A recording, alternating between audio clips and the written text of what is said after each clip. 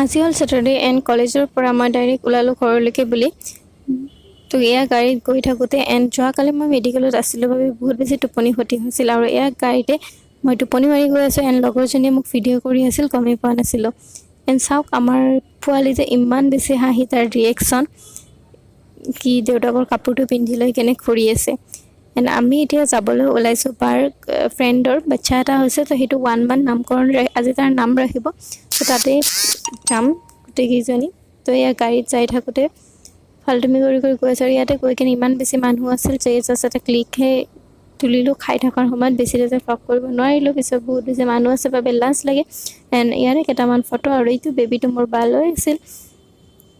And তাৰপিছত আমি ঘৰলৈকে গ'লোঁ এণ্ড বাবুটোক মই তাৰ ঘৰত থ'বলৈ গ'লোঁ। এনেকৈ ৰাতিটো শেষ হ'ল আৰু পিছদিনা ৰাতিপুৱা আকৌ যাত্ৰা আৰম্ভ কলেজলৈকে বুলি ওলালোঁ।